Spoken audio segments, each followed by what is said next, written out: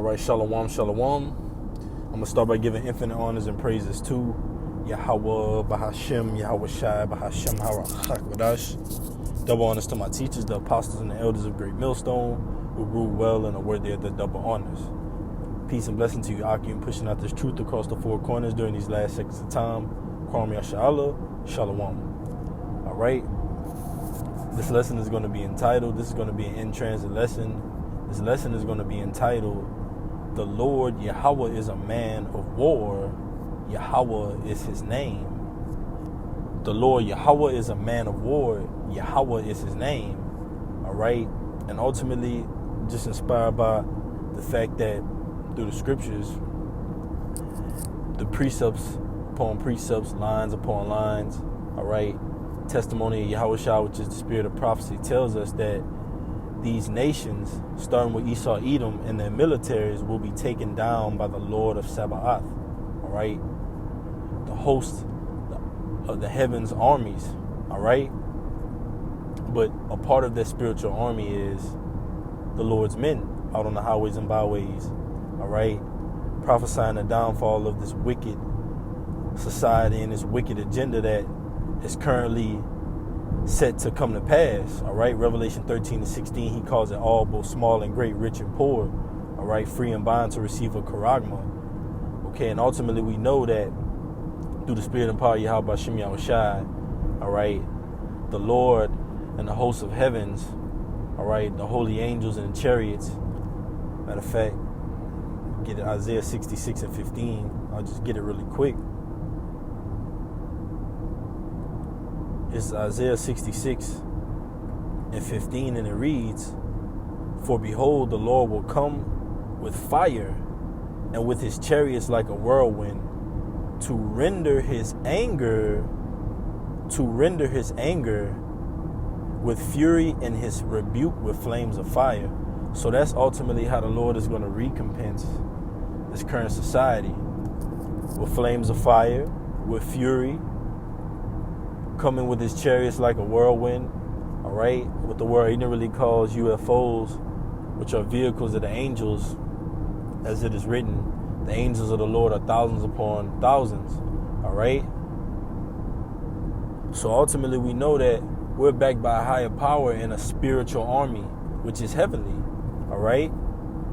And as it tells you in 2 Ezra, the 13th chapter, there's going to be a war. Matter of fact, I won't butcher it.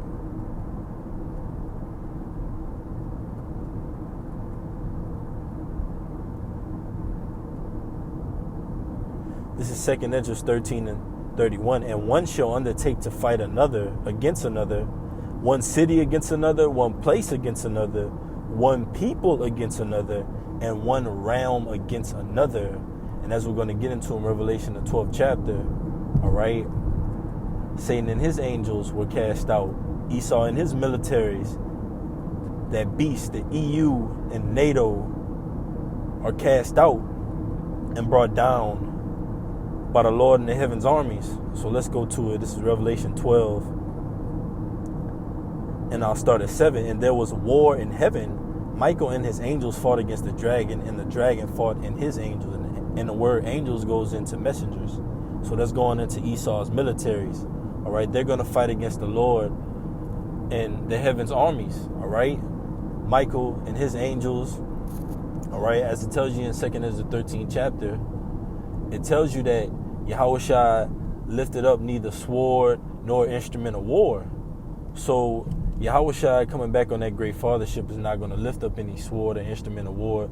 He's not going to be coming on the type of time that the earth's militaries are coming on. All right. That's why it says Revelation 12:7 again, and there was war in heaven. All right, and there will be a war in heaven, like it went into in 2 Ezra, the 13th chapter.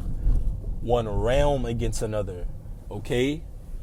And we see that with Esau, Edom, gearing up with his military protocol on the planet Earth, SpaceX, his space military, okay, as well as his earthly military and their branches thereof, all right? As it is written, the third woe coming quickly, all right? Salaki, I'm in transit, Akim. The third woe coming quickly, and it tells you in Isaiah 9, I'll get it real quick, that this third world's war will be fought with fire. This is Isaiah 9:5. It says, for every battle of the warrior is with confused noise. World War I, World War II, fighter jet planes, bombs going off, all right? Yelling, okay? But this, and garments rolled in blood, but this, speaking of the third war, World War III, but this shall be with burning and fuel of fire.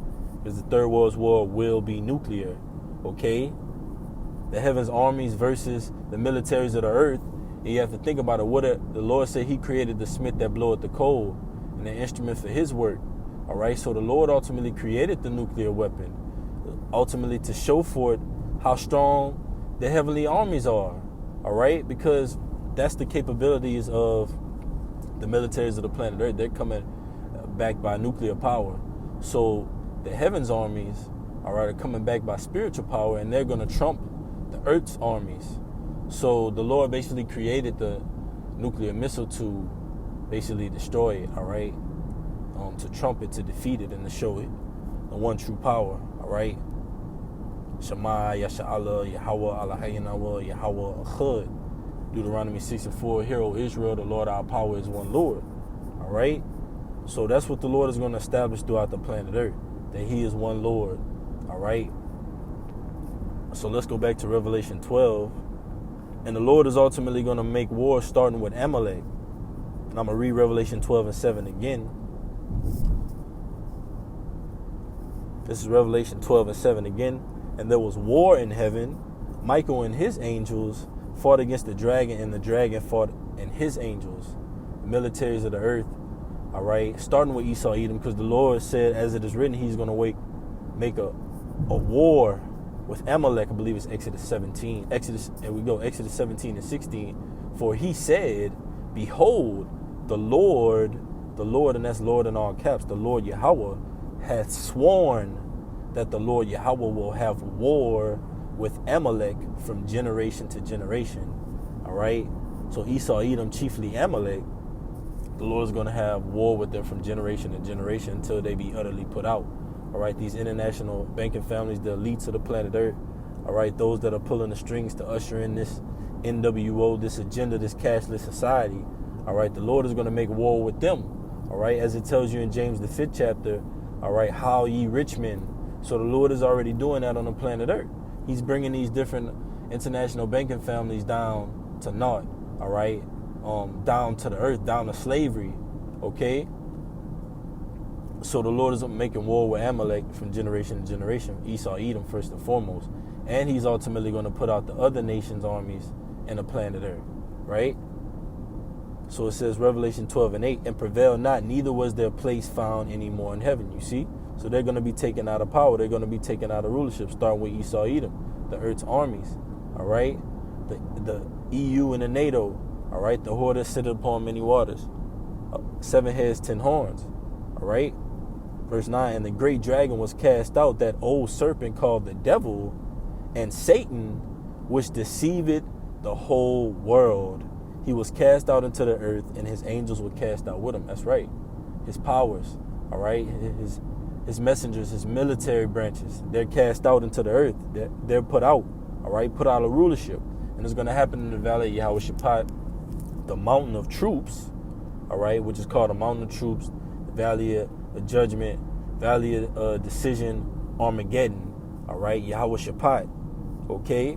That's what the Lord is going to plead with these different nations and these militaries, all right? As it tells you in Isaiah the 47th chapter, I will take vengeance and I will not meet thee as a man, roughly paraphrasing, all right? So let's go back into Exodus 15, because as the title of the lesson is, the Lord Yahawah is a man of war. The Lord Yahawah is his name. Exodus 15:1, then sang Moses, and the children of Israel this song unto the Lord Yahawah, and spake, saying, I will sing unto the Lord, and that's synonymous with The hopeful elect singing unto the Lord according to Revelation, the 14th chapter. Fear Yahawah 𝐉𝐄𐄅𝐄. Don't take the 𝐤𝐄𝐄. All right. Babylon is going to be overthrown. The Lord is going to throw the horse and the rider into the sea. But this time it's going to be a sea of fire. Okay? So it says, sing this song unto the Lord, and spake, saying, I will sing unto the Lord, for he had triumphed gloriously. The horse and his rider had he thrown to the sea. And the Lord is going to do that once again. He's going to throw the horse and the rider into the sea, and then it will be known, well known and famous and well established again, the name of the Lord, Yahawah 𝐉𝐄𝐄. All right? Like it tells you in the book of Revelations, I will write upon in my new name. The word new means refreshed, so the Lord's name is going to be made refreshed throughout the planet Earth via those judgments he's going to pronounce. You're going to know that he is a dreadful power to be feared, and also you're going to know that he's a merciful power. The whole earth, all right, is going to know that name, all right? The Lord our power is one Lord. They're going to know that by his works, just like he was known in ancient Egypt by his works. Verse 2, the Lord is my strength and song, and he has become my salvation. You see, how has the Lord become our salvation? Because the Lord delivered us. All right? The Lord is our salvation. Salvation lies within the Lord. All right?